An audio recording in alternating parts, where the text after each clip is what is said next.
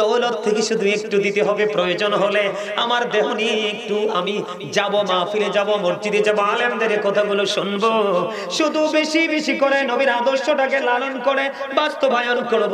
এইটুকু যদি না পারি রে, তাহলে কখনোই কাল হাসরের দিন নবীর কাছ থেকে স্বীকৃতি পাবো না, নসিবে জুটবে না সেই দিন স্বীকৃতি। বন্ধু, বড় মুশকিল হয়ে যাবে সেই দিন। আপনারা জানেননি আবু বকর এমন একজন প্রেমিক ছিল। ও বন্ধু, একদিন নবীজি প্রশ্ন করলেন সাহাবায়ে কেরামদেরকে যে তোমাদের মধ্যে কে আছো আজকে রোজা রাখছো? বুঝে নেবেন কিন্তু অত্যন্ত প্রেমের একটা হাদিস, শিক্ষণীয় হাদিস। দেখেন, আপনাদের মধ্যে কে আছেন আজকে রোজা রেখেছেন? আবু বকর হাত তুললেন, ইয়া রাসূলুল্লাহ, ইয়া হাবিবাল্লাহ, নবী গো, আমি আজকে রোজা রেখেছি। প্রশ্ন গেল একটা। 2 নম্বরে নবী প্রশ্ন করলেন, আপনাদের মধ্যে কে আছেন আজকে জানাজার নামাজে অংশগ্রহণ করেছেন? এবার আবার আবু বকর হাত তুললেন, ইয়া রাসূলুল্লাহ, আজকে জানাজায় আমি অ্যাটেন্ড করেছি। আল্লাহু আকবার বলেন না। তৃতীয়বার প্রশ্ন করলেন, কে রে আজকে মিসকিনকে খাবার খাওয়াইছো? আবার তৃতীয়বার আবু বকর সিদ্দিক রাদিয়াল্লাহু তাআলা আনহু হাত তুললেন, ইয়া রাসূলুল্লাহ, ইয়া হাবিবাল্লাহ, নবী গো, আমি আজকে মিসকিনকে খাওয়াইছি। আমার নবীজি হাদিসে এসেছে 4টা প্রশ্ন করেছেন। চতুর্থ প্রশ্ন হলো, কে রে আজকে অসুস্থ রোগীর সেবা করছো? আবার আবু বকর হাত তুললেন, ইয়া রাসূলুল্লাহ, ইয়া হাবিবাল্লাহ, নবী গো, আমি অসুস্থ রোগীর সেবা করেছি। আমার নবী একটা সেকেন্ড দেরি করলেন না, নবীজি ডাক দিয়ে বললেন, এই 4টা বৈশিষ্ট্য, 4টা গুণ যার মধ্যে আছে সেই তো জান্নাতি। আজকে আমরা রোজা রাখি না। রোজা রাখলে লাভ কি জানেননি? ফরজ রোজা পর্যন্ত আমরা রাখি না। হাদিস শরীফের মধ্যে আল্লাহ রাসূল বলেছেন, সালাতুল খামস ওয়াল জুমআতু ইলাল জুমআ ওয়া রমাদানু ইলা রমাদান মুকাফফিরাতুল লিমা বাইনাহুন্না ইযা তুনিবাতিল কাবাইর। আল্লাহর নবী বলেছেন, 5 ওয়াক্ত নামাজ পড়লে গ্যাফের গুনাহ মাফ। সুবহানাল্লাহ। আপনারা বিরক্ত হয়ে গেছেন না? সময়টা বেশি হয়ে যাচ্ছে না? আহারে, কবরে গেলে বুঝবেন কত চোখের জল ফেলবে, জাহান্নাম হয়ে যাবে কবরটা। হাহাকার, চিৎকার। হাদিসে এসেছে জাহান্নামীরা চিৎকার করতে করতে হাহাকার শুরু হয়ে যাবে। 40 বছর পরে শুধু জাহান্নামের পাহারাদার মালিক ফেরেশতাকে ধমক দিয়ে বলবে, চুপ থাকো। কর্ম যখন করেছিলা তখন কি হিসাব ছিল না? হুজুররা কইছে, আরে তো হুজুর আরে মারতে আইছো, ঠিক নি বলেন? বর্তমানে মসজিদের মিম্বর পর্যন্ত অনিরাপদ। দাদা কথা কন না, কি লিখে ঠিক নেই? আমাদের শহরে আজ থেকে বেশি দিন হয়নি, শুধু খতিব সাহেব সুদের কথা কইছে না, সভাপতি এত বড় ক্যারেক্টারলেস। আমি যদি হইতাম সাথে সাথে তাকে মিম্বরে পাঠাতাম, আজকে তোর হাদিয়া 50,000, তুই আজকে শুধু খুতবা দিবি। কথা বলেন না কেন? আজকের জামাত তুই পড়াবি। বেয়াদব কোথাকার। সুদ কি হালাল? আল্লাহ রাসূল বলেছেন, যেই ব্যক্তি সুদের মাধ্যমে 1 টাকা উপার্জন করলো, সে যেন তার মার সাথে 36 বার জিনা করলো। আমরা মোল্লারারও কিছু দোষ আছে, একজন ইমাম সাহেব যদি সুদ করে খানা বন্ধ করে আর 2টা 2 পাশে খাড়ায়, তো আমারে দাওয়াত খাওয়ান, আমি দোয়া করব। আমরা মোল্লারা তো এক জায়গায় আসতে পারি না। আমরা মোল্লারা যদি এক জায়গায় আসতে পারতাম, সুদ নি লাশ দেখতেন এই দেশে কত যে মাটির উপর থাকতো। কথা বলেন না কেন? আল্লাহ রাসূলকে একদিন এক জানাজায় ডাকা হলো। আল্লাহ রাসূলকে জানাজায় যখন ডাকা হলো, রাসূল বললেন, সে কারো কাছে ঋণগ্রস্ত আছে কিনা? তখন উত্তর দিলেন, ইয়া রাসূলুল্লাহ, তার কাছে 2টি দিরহাম ঋণ আছে, সে পরিশোধ না করে মারা গেছে। নবীজি বললেন, আমি নবীও যদি তার জানাজা পড়াই তার কোনো ফায়দা হবে না, কারণ তার আত্মাটা এখনো 2 দিরহামের জন্য আরেকজনের কাছে বন্দী। নবীজি যখন এই উত্তর দিলেন, তখন সঙ্গে সঙ্গে হযরতে কাতাদা রাদিয়াল্লাহু তাআলা আনহু তার ঋণ পরিশোধের দায়িত্ব নিলেন। তারপরে নবীজি জানাজা পড়াচ্ছে। এই আদর্শকে লালন করার নাম হলো সুন্নিয়ত। আমরা ইমাম সাহেবরা এখন বড় লোক খুঁজি, কথা কন না কেন? আমরা ইমাম সাহেবরা এখন বড় লোক খুঁজি, রমজান মাসে গরিব মানুষ দাওয়াত দিলে যাই না, কারণ ডাইলের বড়া ভাজতে গেলে শেষ লাগাই দিব, কারণ তার গরিব ঘরে তো তেল নাই। ভোট বাজতে গেলে মশলা বেশি দিতে পারবে না, সেন্ট আসবে না, এই জন্য আমি তাদের ঘরে যাই না, বড় লোকের ঘরে যাই। কিন্তু সে যে অসভ্য তুমি তো জানো না। এই পৃথিবীর গবেষকরা অ্যাস্ট্রোনমাররা বলেছে the rich are not always happy, ধনীরা সব সময় সুখী হয় না। আর the rich are not always happy, ধনীরা সব সময় সুখী নয়। The poor are born to suffer, গরিবরা জন্মগ্রহণ করেছে দুঃখ ভোগের জন্য। এই বাংলাদেশের কিছু ক্যারেক্টারলেস বড় লোকের কারণে আজকে এই দেশের গরিবরা নির্যাতিত, লাঞ্ছিত, অপমানিত। ঠিক কিনা বলেন? এই পৃথিবীর আকাশ নিষ্ঠুর হয়ে গেছে, গরিব মানুষের কোথাও কোনো দাম নাই। কথা বলেন না কেন? আরো জোরে। আগের যুগের মানুষের তুলনায় এখনকার মানুষের হায়াত একেবারে কম। আগের যুগের মানুষের মুখের রুচির তুলনায় এখনকার মানুষের রুচি নাই বললেই চলে। কথা বলেন না কেন? আগের যুগের মানুষ যে রোগের খবর জানতোই না, কোনোদিন শুনেইনি, এই অজানা রোগ এসে আমাদেরকে ধরেছে। এগুলো কেন জানেন? কোরআন শরীফের 19 কোরআন শরীফের সূরা ইউনূসের 44 নম্বর আয়াতে আল্লাহ বলতেছেন, ইন্নাল্লাহা লা ইয়াজলিমুন নাসা শাইয়্যা ওয়ালাকিন্নান নাসা আনফুসাহুম ইয়াজলিমুন।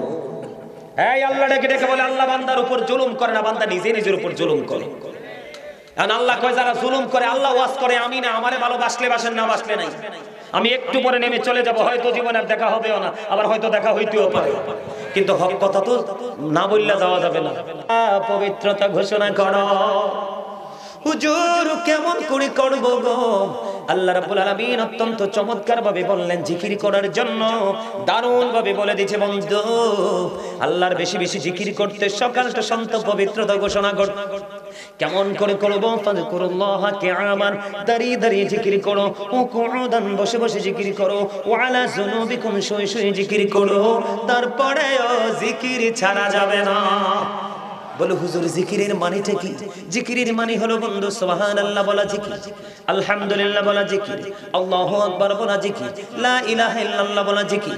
সৎ কাজের জন্য ডাকা, এটাও জিকির। অসৎ কাজ থেকে মানুষকে বারণ করে, এটাও জিকির। ও বন্ধু সামনে এসে বসো, আরো সামনে এসে বসো। অসৎ কাজ থেকে মানুষকে বিরত রাখা, এটাও জিকির। নামাজ পড়তেছেন, নামাজও জিকির। এবং হজে গেলেন, হজটাও জিকির। হজ হলো মাওলার জিকিরের জুলুস, আর নামাজ হলো মাওলার জিকিরের জলসা। আজকেরটাও জিকিরের জলসা। যে জিকিরটা বসে দাঁড়িয়ে সম্পূর্ণ করা হয়, এটাকে বলা হয় জিকিরের জলসা। যেটা বিভিন্ন জায়গা পরিদর্শন করে জিকির করা হয়, ওটাকে বলা হয় জিকিরের জুলুস। এবার আসেন জিকির করলে লাভটা কি? আল্লাহ রাসূল সরকারে মদিনা তিনি জানিয়ে দিলেন, জিকির জবান দিয়েও করা যায়, অন্তর দিয়েও করা যায়। নবীজি বলে দিলেন, জবান এবং অন্তর দুটো মিলে যে জিকির করা হয়, সেই জিকির হলো সবচেয়ে উত্তম জিকির। সুবহানাল্লাহ কইতেন না? আর জোরে। নবীজি জানিয়ে দিলেন, তোমরা এমন ভাবে জিকির করো, মানুষে দেখলেই যেন তোমাদেরকে পাগল বলে। পৃথিবীর যে কোনো মেশিনকে ক্লিয়ার করার জন্য একটা যন্ত্র রেডি আছে। আল্লাহ রাসূল সরকারে মদিনা তিনি জানিয়ে দিলেন, ও বন্ধু, মানুষের মনের ঘরের ময়লা দূর করার যন্ত্র হলো জিকির। আরে জোরে বলেন না সুবহানাল্লাহ। বন্ধুরে আমার, ওই যে নামাজ নামক জিকিরে যখন দাঁড়াবেন, আল্লাহকে যখন হৃদয় দিয়ে আল্লাহর কুদরতি কদমে সেজদা দিবেন, হযরত আবু যর রাদিয়াল্লাহু তাআলা আনহু থেকে হাদিস খানা বর্ণিত, আপনার আমার প্রাণের নবী তিনি জানিয়ে দিলেন, শীতের দিনে রাসূল বের হলেন। বের হওয়ার পরে এবার নবীজি দেখলেন শীতের কারণে গাছের পাতাগুলো জোরে জোরে পড়ছে। নবীজি গাছের দুটো ঢালা ধরলেন, আবু যরকে ডাক দিলেন। আবু যর উত্তর দিলেন, লাব্বাইকা ইয়া রাসূলুল্লাহ। এবার আমার নবী বললেন, আবু যর চাইয়া দেখো, শীতের কারণে গাছের পাতাগুলো যেমনি বিরামহীন ভাবে জোরে জোরে পড়ছে। নামাজ নামক জিকিরের মাধ্যমে আল্লাহর প্রিয় বান্দা যখন আল্লাহর কুদরতি কদমে যখন সিজদাটা লাগাই দিবে প্রেমময় ভাবে, ওই ডিজিটাল নামাজ না, আবার কি নামাজ? এখন তো মাশাআল্লাহ সেই নামাজই আমরা, আল্লাহ গো আল্লাহ, ইমাম সাহেব বয়ান করার সময় মুসল্লি পায় না, জামাতের আগ দিয়া তো মনে হয় যে কি জানি করবি, থু বইয়ে যায়, ঠিক না বলেন? ডানে বামে সালাম ফিরানোর পরে মনে হয় মসজিদের গেটে যুদ্ধ লাগছে। এই সমস্ত ডিজিটাল মুসল্লির নসিবে কিচ্ছু নাই, কি নাই? কিচ্ছু নাই। এটি ইচ্ছে করে শয়তানি করে করে, দাদা ঠিক কিনা বলেন? মন থেকে করে না। প্রকৃত নামাজি যারা, তারা অপেক্ষায় থাকবে, আমার সময় আসতেছে 5-10 মিনিট পরে, আমি এখনই প্রস্তুত হয়ে যাই। আমরা তো আজান দিলে কি করি? ওযু করতে যাই। আসলে নিয়ম আজান দিলে ওযু করতে যাওয়া নয়, আজানের আগে আপনি ওযু করে রেডি হয়ে থাকেন। এটা হলো নবীর প্রেম, এটা হলো রাসূলের সুন্নাহ। আপনি যেটা করেন সেটা সুন্নাহ নয়। বন্ধুরে আমার, দেখেন জিকিরের ফজিলত বরকত। ওই যে কবরের কথা বললাম, কবরবাসীর কথা, বন্ধ মাগফিরাত কামনা করার জন্য আসছেন, কিন্তু আপনি আমিও তো উপরে যাব। ঘর আপনার আমার জন্য অপেক্ষা, যেই কোনো মুহূর্তে ডাক আসতে পারে। নবীজি আবু যরকে ডাক দিলেন, আবু যর উত্তর দিলেন, লাব্বাইকা ইয়া রাসূলুল্লাহ, আমি প্রেজেন্ট, আমি হাজির। নবীজি ডাক দিয়ে বললেন, রে আবু যর, ওই শীতের দিনের গাছের দিকে তাকায়া দেখো, শীতের কারণে গাছের পাতাগুলো যেমনি ঝরে ঝরে পড়ছে রে, ঠিক তেমনি ভাবে আল্লাহর বান্দা যখন আল্লাহর কুদরতি কদমে সেজদা লাগাই দিবে প্রেমময় ভাবে, তখন ওই গাছের পাতার মতো তার গুনাহগুলো সব ঝরে পড়ে যাবে। আপনারা শীতের দিনে গাছের পাতা ঝরে পড়তে দেখছেন নি? এটা কি থাইমা থাইমা পড়ে না একবারে? ওরে বাপরে, পড়তে লাগলে তো 2-4 দিনে শেষ, ঠিক না? ঠিক এমনি ভাবে আপনার আমার জীবনের গুনাহগুলো কি হয়ে যাবে? ঝরে যাবে। কি হয়ে যাবে? আসছে বন্ধু, আজকে কি বার? বুধবার, কালকে বৃহস্পতিবার, এর পরের দিন হলো জুম্মাবার, সাইয়্যিদুল আইয়াম, শ্রেষ্ঠ দিন। আমি আপনাদেরকে বলে দেই, ওই যে বলেছি বাঁচানোর জন্য আসছি আপনাদেরকে। আল্লাহ রাসূল বলেছেন, জুমার দিনে যেই ব্যক্তি সবার আগে মসজিদে যায় আর সবার পরে যিনি মসজিদ থেকে বের হয়, বাড়ি থেকে বের হওয়ার পরে মসজিদ থেকে বের হয়ে বাড়ি যাইতে যতগুলো কদম লাগে, প্রত্যেকটা কদমের বিনিময়ে 1 বছরের নফল ইবাদতের সওয়াব দেওয়া হয়। যিনি সবার আগে যাবে এবং সবার পরে বের হয়ে আসবে, একটা কদম দিয়েছেন 1 বছরের নফল ইবাদতের সওয়াব, 2টি কদম দিয়েছেন 2 বছরের নফল ইবাদতের সওয়াব। কিন্তু বন্ধু, পরে যিনি যাবেন, দেখেন অত্যন্ত ভয়ঙ্কর এক খবর। দেরি করে যিনি যাবেন, ইচ্ছে করে পরে যিনি যাবেন, ইমাম সাহেব খুতবা নিয়ে দাঁড়িয়ে গেলেন, ঠিক আপনি ওই সময়ে উমরি খেয়ে পড়লেন মসজিদের দিকে নামাজ পড়ার জন্য। আল্লাহর নবী জানিয়ে দিয়েছেন, বন্ধু, যখন আপনি ওই সময় যাবেন, আপনি কিন্তু নামাজ পড়লেন ঠিকই, আজকের যে স্পেশাল লিস্ট ফেরেশতারা করেছে সেই লিস্টের মধ্যে আপনার নামটা আসলো না। হুজুর কেন গো? প্রত্যেকটা জুমার দিন স্পেশাল একটা লিস্ট হয় মুসল্লিদের, এটা আল্লাহর দরবারে পৌঁছানো হয়। আপনি যখন সবার পরে খুতবা দেওয়ার সময় চলে যাবেন, তখন কিন্তু আপনার আজকের হাজিরা খাতায় নামটা আসবে না। কেন গো আসবে না? কারণ খুতবার এতটা পাওয়ার, এতটা মর্যাদা। খুতবা দেওয়ার সময় এই দেশের মানুষ এতটা বেহুশ বন্ধু, খুতবা দেওয়ার সময় পর্যন্ত কথা বলতে থাকে। খুতবা দেওয়া সুন্নাত, খুতবা শোনা ওয়াজিব। খুতবা দেওয়ার সময় ধরেন আমি এই যে আমার ভাইটাকেই বললাম, ধরেন এক্সাম্পল, উনি কথা বলতেছে, কি করতেছে? উনি একটা ছোট্ট মানুষ, উনি কথা বলতেছে, উনি বোঝে না। আল্লাহ রাসূল আমাদেরকে বলেছে চুপ করো, এই শব্দটা ইউজ করা যাবে না, ওনাকে ইশারায় থামাতে হবে। খুতবার এত পাওয়ার, এত মর্যাদা, এত দাম। এই জন্য ওই জুমার দিনে বন্ধু ফেরেশতারা কি করে? তারা খুতবাটাকে, তাদের যে লিস্টের যে হাজিরা খাতাটা, এটাকে বন্ধ করে দিয়ে ওই যে ইমাম সাহেব, খতিব সাহেব খুতবা দিচ্ছেন, খুতবা দেওয়া শোনার জন্য তারাও দাঁড়িয়ে যায়। তো এই জন্য একটু আগে কইছি, আপনারা অনেকেই মরা মানুষের মতো, অসুস্থ মানুষের মতো। যারা জিকির করে তারা জিন্দা, যারা জিকির করে না তারা, যারা জিকির করে ওরা জাকির, যারা জিকির করে না তারা গাফিল। ঠিক না? ঠিক। আমরা গাফেল হয়ে কবরে যাইতে যাই না, কারণ আমার নবী সাকসেস, আমরা সেই সফল নবীর উম্মত, ঠিক না? আমরা সফলতা নিয়ে যেতে চাই। সফলতা নিয়ে যেতে চাইলে হক্কানি আলেম, হক্কানি আল্লাহর ওলিদের সাথে যুক্ত হয়ে যান, জীবনটা বদলে যাবে, ঠিক কিনা? বন্ধুরে আমার, এবার আসেন প্রেমের নিদর্শন। আহলে সুন্নাত মানে কি? রাসূলকে গ্রহণ করা। কি করা? রাসূল যা নিয়ে এসেছে তা নিজের মধ্যে প্রতিষ্ঠিত করা এবং প্রতিদিন, প্রতিনিয়ত, জীবনের শুরু থেকে শেষ পর্যন্ত এটাকে বাস্তবায়ন করে যাওয়া। বন্ধু, ইসলামের প্রথম খলিফার নাম জানেননি? হযরতে আবু বকর সিদ্দিক রাদিয়াল্লাহু তাআলা আনহু, যিনি পুরুষের মধ্যে সর্বপ্রথম ইসলাম গ্রহণকারী। সুবহানাল্লাহ বলেন না?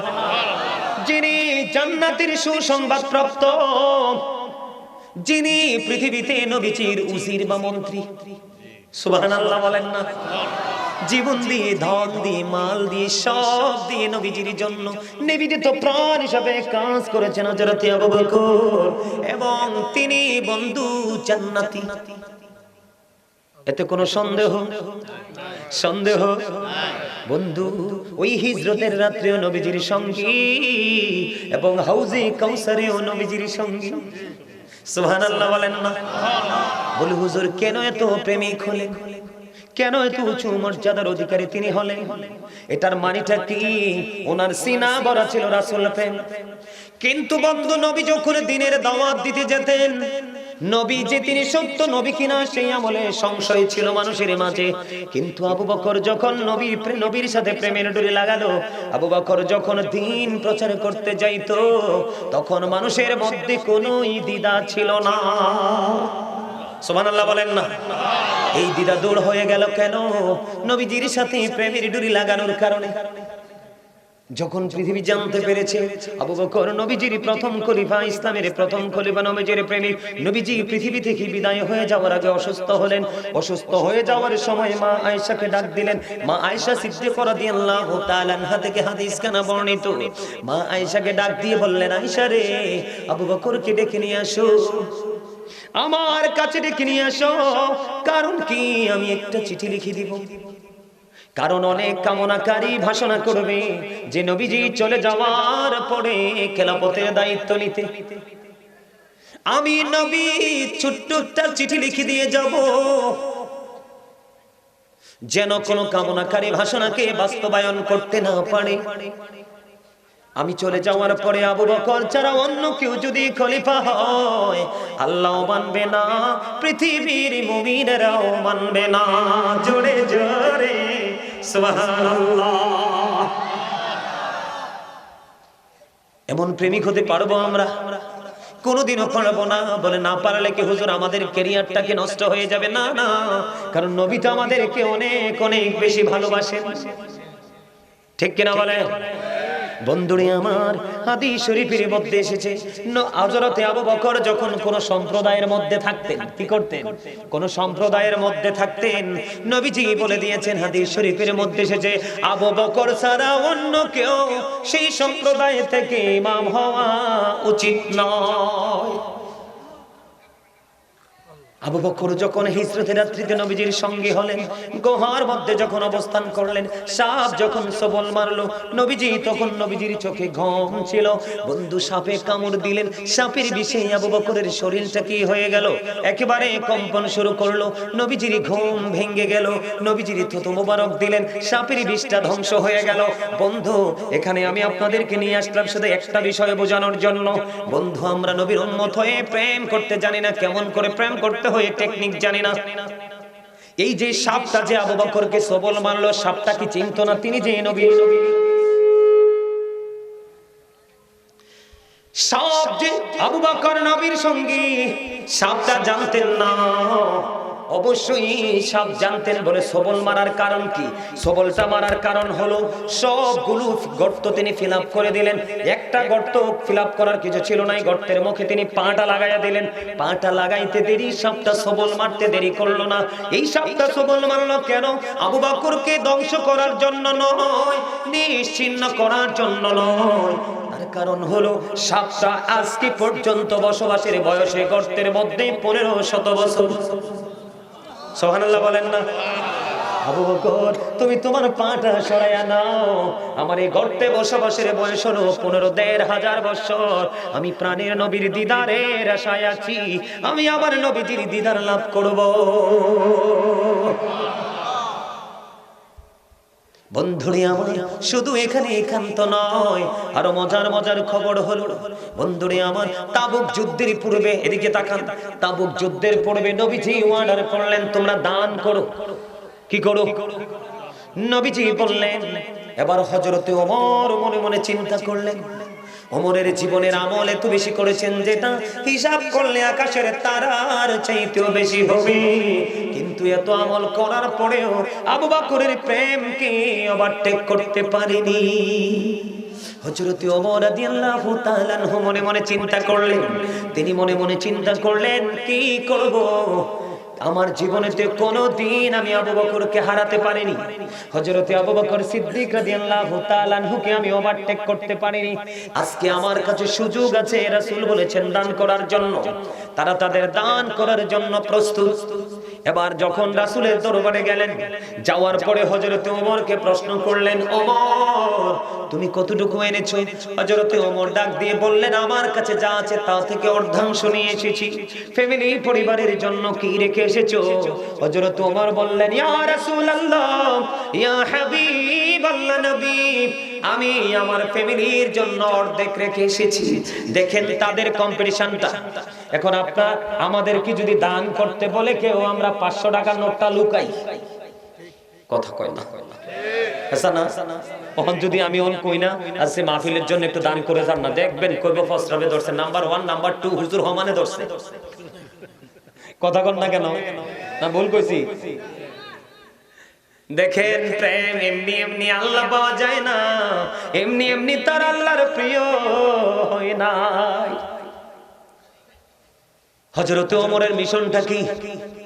কথা কয় না। হযরত ওমরের মিশন হলো আবু বকরের চাইতে আজকে প্রেমের দিক দিয়ে এগিয়ে যাবে। কিন্তু উনি তো সম্পদ থেকে ভাগ করে অর্ধেক নিয়ে আসতে যা আছে, ফ্যামিলির জন্য পরিবারের জন্য কি রেখে আসলাম? অর্ধেক রেখে এসেছি নবী। এবার হযরতে আবু বকরকে যখন প্রশ্ন করা হলো, হযরতে আবু বকর সিদ্দিক রাদিয়াল্লাহু তাআলা আনহু একটা ডাক দিয়ে বললেন, নবী, নবী গো, আমার কাছে যা আছে আমি সব নিয়ে এসেছি।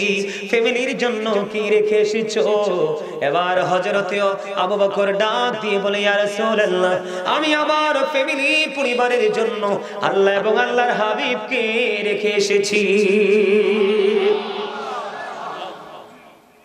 দেখছেন নি কারবারটা? আল্লাহু আকবার বলেন না জোরে জোরে। কি তাদের মধ্যে দেখেন, রাসূল শুধু বলেছে দান করো, কি করো? ওমর পাগল হয়ে গেছে, জীবনের সব কাজে আবু বকর এগিয়ে। আজকে আমার কাছে ভালো মাল আছে, আমি আজকে হযরত আবু বকরকে হারাবো। কিন্তু আবু বকরের প্রেম, আমার নবীজি ডেকে ডেকে বলে, আবু বকরের সম্পদ আমার যত কাজে লেগেছে, আর কারো সম্পদ এত কাজে লাগেনি।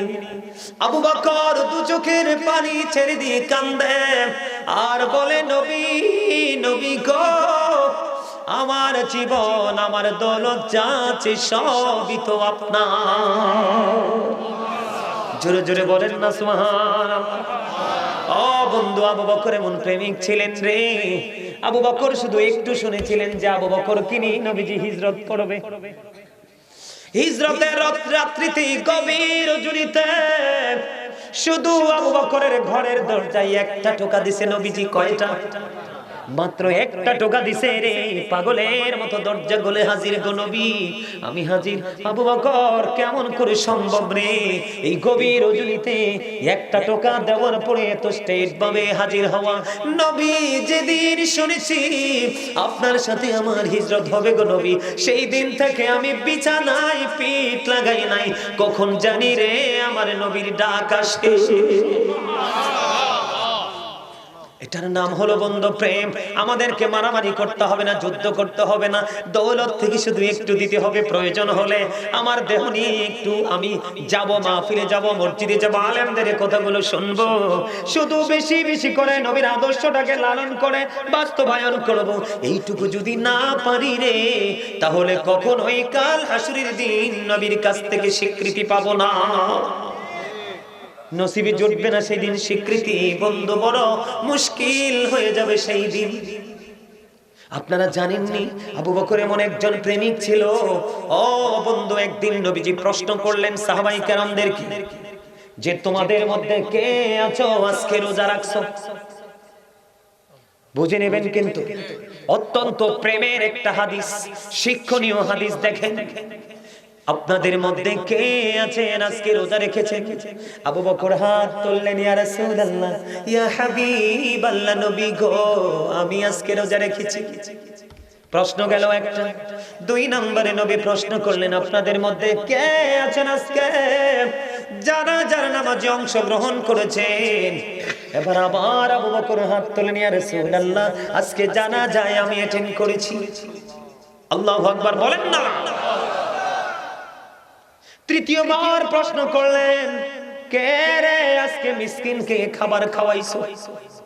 আবার তৃতীয়বার আবু বকর সিদ্দিক রাদিয়াল্লাহু তাআলা আনহু হাত তুললেন, ইয়া রাসূলুল্লাহ, ইয়া হাবিবাল্লাহ, নবী গো, আমি আজকে মিসকিনকে খাওয়াইছি।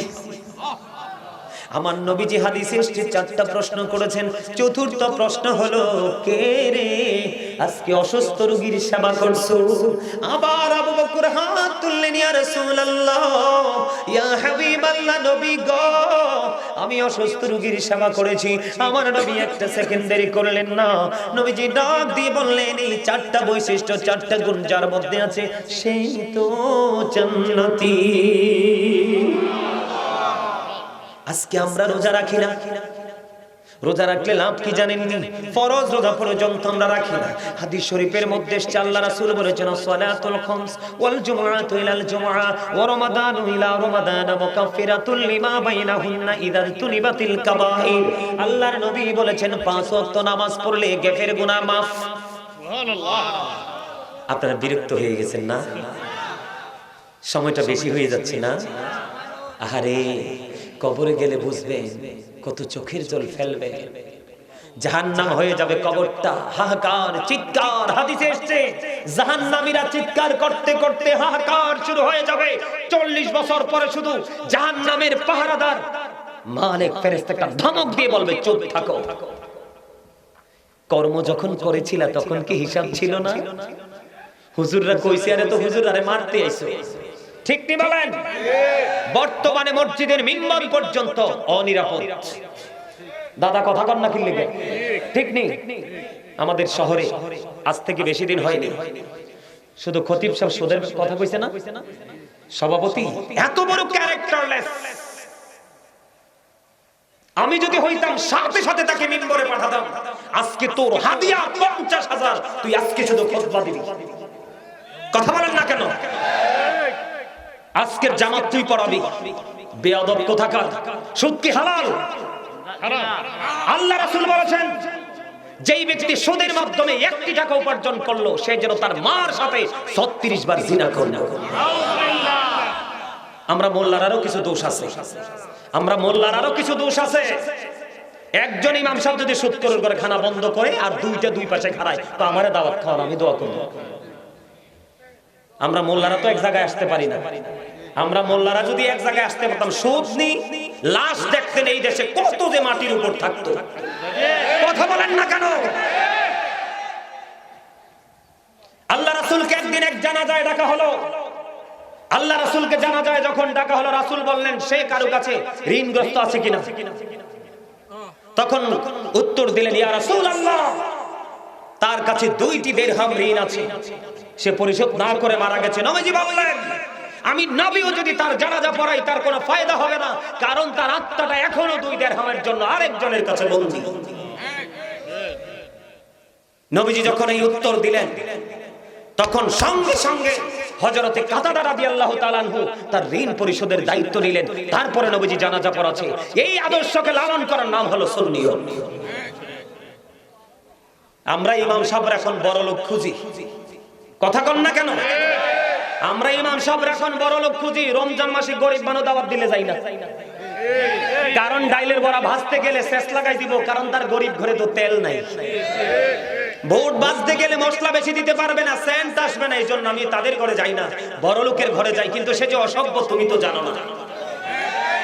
এই পৃথিবীর গবেষকরা, অ্যাস্ট্রোনমাররা বলেছে, the rich are not always happy. ধনীরা সব সময় সুখী হয় না। আর the rich are not always happy, ধনীরা সব সময় সুখী নয়। The poor are born to suffer, গরিবরা জন্মগ্রহণ করেছে দুঃখ ভোগের জন্য। এই বাংলাদেশের কিছু ক্যারেক্টারলেস বড় লোকের কারণে আজকে এই দেশের গরিবরা নির্যাতিত, লাঞ্ছিত, অপমানিত। ঠিক কিনা বলেন? এই পৃথিবীর আকাশ নিষ্ঠুর হয়ে গেছে, গরিব মানুষের কোথাও কোনো দাম নাই। কথা বলেন না কেন? আরো জোরে।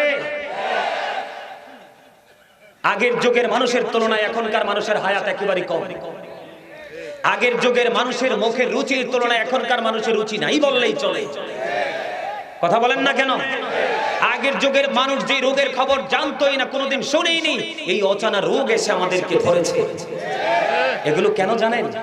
কোরআন শরীফের 19 কোরআন শরীফের সূরা ইউনূসের 44 নম্বর আয়াতে আল্লাহ বলতেছেন, ইন্নাল্লাহা লা ইয়াজলিমুন নাসা শাইয়্যা ওয়ালাকিন্নান নাসা আনফুসাহুম ইয়াজলিমুন। এই আল্লাহ ডেকে ডেকে বলে আল্লাহ বান্দার উপর জুলুম করে না, বান্দা নিজে নিজের উপর জুলুম করে। আর আল্লাহ কয় যারা জুলুম করে, আল্লাহ ওয়াজ করে আমি না, আমারে ভালোবাসলে বাসেন, না বাসলে নাই। আমি একটু পরে নেমে চলে যাব, হয়তো জীবনে আর দেখা হবেও না, আবার হয়তো দেখা হইতেও পারে, কিন্তু হক কথা তো না বললে যাওয়া যাবে না। কাউলান সাদীদ, আল্লাহ বলেছে সে দা রাইট থিং, সত্য কথা বলো, সঠিক কথা বলো, সত্য ইনস্ট্রাকশন দাও। কেননা আপনার আমার নবী সে ট্রেনিং দিয়ে গেছে। হি ওয়াজ ভেরি ট্রুথফুল, তিনি ছিলেন শ্রেষ্ঠ সত্যবাদী। বলে হুজুর হঠাৎ করে রাগ করলেন কেন? ইমাম সাহেবরা পর্যন্ত সঠিক কথা বলতে পারে না। সুদের মাধ্যমে টাকা উপার্জন করা, মাকে বিবাহ করা, আর এই সুদের মাধ্যমে একটি টাকা উপার্জন করলে, মাত্র একটি হাদিস শরীফের মধ্যে আসছে, হযরত আবু হুরায়রা থেকে হাদিস বর্ণিত, নবীজি বলেছেন সেই জন্য তার মায়ের সাথে 36 বার জিনা করলেন। তাও এটা 70 নাম্বারটা, কয় নাম্বারটা? একবার লাস্টেরটার, বাকি 69টা কি হইতে পারে আবার চিন্তা করেন। ইমাম সাহেব কান্না মুখে আমার কাছে বলে যে হুজুর সুদের কথা বললাম, বাইর হইতে দেরি, সভাপতিটা কয় আপনি আর আগামী জুমা থেকে আসতে হবে না। কারণ ইমাম সাহেবের মধ্যেও কিছু আছে অসভ্য ইমাম সাহেব। কথা কন না কেন? কিছু আছে, কিছু আছে, আছে আছে না কিছু? খবর নিবা, যেই মসজিদ থেকে খতিব বিদায় হয়ে গেছে, কেন গেল? কারণ তোমার রিজিক ওই সুদখোর সভাপতির হাতে না, তোমার রিজিক স্বয়ং মালিকের হাতে। বরাদ্দ আসবে পার্লামেন্ট থেকে। কথা কন না কেন? আরো জোরে। শুধু তুমি তোমার মাইন্ডটাকে চেঞ্জ করো, টেকনিকটাকে একটু পরিবর্তন করো, তাহলেই দেখবা তোমার জীবনটা উল্টো থেকে কি হয়ে গেছে, ভাও হয়ে গেছে। আপনারা কি আমার কথা রাগ হইছে? আল্লাহর নবী কইছে ঋণগ্রস্ত থাকলে যদি জানো তার জানাজা পড়াইও না। আপনি আমি তো বড় লোক দেখে যাই, হেতের পোলাই দিব না টিয়া। দাদা বেশি হইছে না তোরা? অল্প হইছে, আরেকটু করি। বাচ্চা থাকলে না রাইতা, ঠিক না? একটু খারাপ লাগে আমার কথাগুলো? নবীজি জানিয়ে দিলেন সালাতুল খামস, 5 ওয়াক্ত নামাজ যদি ঠিকমতো পড়ো গ্যাফের গুনাহ মাফ। ওয়াল জুমআতু ইলাল জুমআ, এক জুমা থেকে আরেক জুমা, দুই দিকের জুমা যদি সঠিকভাবে পড়ো, মাঝখানের এক সপ্তাহের গুনাহ মাফ। সুবহানাল্লাহ। রমাদান ইলা রমাদান, নবীজি বললেন এক রমজান থেকে আরেক রমজান, 305 দিনের একটা ডিসটেন্স। কি চমৎকার লাগে রে, যার সিনায় প্রেম আছে সে বুঝে কত যে মধু। নবীজি বললেন এই বছর তোমার 30 দিনে 30টা রোজা, ইনকেস হতে পারে 29টা, সেটা আলাদা কথা। আগামী বছর হলো আবার 30টা, কয়টা? 60 দিন চলে গেল, 365 দিন, এক বছর আরো 305 দিন। আবার আল্লাহ নবী বলেছে এবারে রোজাটাও সঠিকভাবে রাখো, এরপরে যেটা আসবে এটাও সঠিকভাবে রাখো, 305 দিনের গুনাহ মাফ। তবে জেনে শুনি বুঝে কবিরা গুনাহ কইরো না। তাহলে আবু বকরের মধ্যে রোজার বরকত পাওয়া গেছে। আমি আপনাদেরকে প্রেম বলি, প্রেম। দ্বিতীয় প্রশ্ন হলো নবীজির জানাজায় কে গেল? এখনকার মানুষ কিন্তু জানাজায় যায় না, ঘরে বসে থাকে রে। তোমরা জানো না জানাজার মাধ্যমে একদিকে চিরকালের জন্য প্রিয়জনকে, শুভাকাঙ্ক্ষীকে বিদায় দিয়ে আসলা, আর একদিকে পৃথিবীর মানুষের মধ্যে একটা বন্ধন নতুন করে তৈরি হলো। কথা ঠিক না? আপনার আত্মীয় স্বজন সবাই আসে না? অনেক কষ্ট হলেও আসে, তাদের সাথে দেখা হলো, কথা হলো, প্রেম বিনিময় হলো, পরকালেরটার সাথে একটা বন্ধন তৈরি হয়ে গেল, পৃথিবীতেও একটা মধুর বন্ধন তৈরি হয়ে গেল। বন্ধু চমৎকার। তৃতীয়ত হলো নবীজি প্রশ্ন করেছেন, কে রে মিসকিনকে খাওয়াইছো? আমার নবীজি জানিয়ে দিচ্ছে, বন্ধু, ও বন্ধু, মোহনপুর নামটা বড় মিষ্টি, আমার কাছে ভালো লেগেছে, অত্যন্ত চমৎকার মোহনপুর। বলে, হুজুর কেন গো? মোহাম্মদ নামটি প্রথম কে বা ডাকিলে, কার নামের ওই মোহনবাসী জগৎ ভুলালে, কার নামের ওই মোহনবাসী জগৎ ভুলালে। মারহাবা। এই কারণে খুব চমৎকার। মিসকিনকে কে রে আজকে খাওয়াইলা? আবু বকর হাত তুললেন, 3 নম্বর প্রশ্নের উত্তর হাদিস শরীফের মধ্যে এসেছে রে বন্ধু। আমার নবী জানিয়ে দিলেন, আল্লাহর কাছে দুটো কাজ বড় পছন্দের। একটা হলো পরিচিত হোক অপরিচিত হোক, মুসলমানলে দেখলেই তুমি সালাম দিয়ে দিবা। 2 নাম্বার হলো কোন মানুষকে পেট ভরে খাইয়ে দেওয়া। বন্ধু, বড়লোক অহংকারের কারণে তুমি দাওয়াত দিলেও মিস করবে, ঠিক নেই? আর গরিবকে দাওয়াত দিছো, বড়লোক বাড়িতে সাধ্য অনুযায়ী একটু হাদিয়া নিয়ে তোমার বাড়িতে অ্যাটেন্ড করবে। কথা কয় না কেন? বন্ধুরে আমার, আল্লাহর কাছে দুটো কাজ প্রিয়। অন্য একটা হাদিসের মধ্যে এসেছে, দেখেন, একদিন নবীজির কাছে এক মুসাফির আসলেন, মেহমান আসলেন, তো তাকে তো আপ্যায়ন করতে হয়। এখন নবীজির বিবির ঘরে খবর পাঠালেন, বিবিদের ঘর থেকে বন্ধু খবর আসলো যে নবী গো, ইয়া রাসূলুল্লাহ, আমাদের ঘরে পানি ছাড়া কিছুই নাই। নবী গো, আমাদের ঘরে পানি ছাড়া আর তো কিছু নাই। নবীজি পরে উপস্থিত সবাইকে ডেকে বললেন, তোমাদের মধ্যে কে আছো আজকের এই মেহমানটাকে মেহমানদারি করবা? এক আনসারী সাহাবী দাঁড়ালেন, দাঁড়াইয়া বললেন, ইয়া রাসূলুল্লাহ, আমাকে দিয়ে দেন। এবার ওই মেহমান নিয়ে তিনি তার বাড়ি গেলেন। বন্ধু, উনিও ধনী না, তাদের জীবন ছিল খুবই কষ্টকর, কিন্তু প্রেম ছিল অত্যন্ত মধুময়। প্রেমের মধ্যে কোনো কলঙ্ক ছিল না। এবার বাড়ি গেলেন, যাইয়া বিবিকে ডেকে ডেকে বলে, বিবি রে, ঘরে কি আছে খাবার? কয়, আমাদের যে একটা সন্তান আছে, সন্তানটার খাবার। বিবি, আজকে যখন সন্ধ্যা হবে প্রদীপটা আগে আগে নিভাইয়া দিও, তার মানে বাতিটা নিভাই দিও। এখনকার মতো কিন্তু লাইট টাইট না বন্ধু, প্রদীপটা নিভাইয়া দিও, বাচ্চাটাকে কৌশলে তুমি ঘুমটা পাড়াইয়া দিও। আজকে মেহমান আছে রে, খাবারটা মেহমানকে খাওয়াবো। নবীর কাছ থেকে চাইয়া আনছি মেহমানটাকে। বন্ধু, এবার কি করলেন? বিবি যেমন স্বামী বললেন তেমন কাজ করলেন। এই যুগের বউ হইলে স্বামীরে মারতে ধরতো। কথা বলেন না কেন? এই জন্য বলছি, নবীর প্রেম না থাকার কারণে সব কিছু নষ্ট হয়ে গেছে। দিন দিন ইসলাম গরিব হয়ে যাচ্ছে। গজব নতুন নতুন আমাদেরকে আপন করে ঘিরে ফেলছে। বাঁচতে হলে, বাঁচাতে হলে বন্ধু, প্রেমিকের সন্ধান বের হয়ে যাও, প্রেমিকের সাথে প্রেম করো। নিজের জীবনকে বাস্তবতার সাথে থেকে ওভারটেক করে তুমি নতুন গন্তব্যের দিকে, নিয়ামতের দিকে এগিয়ে নিয়ে যাও।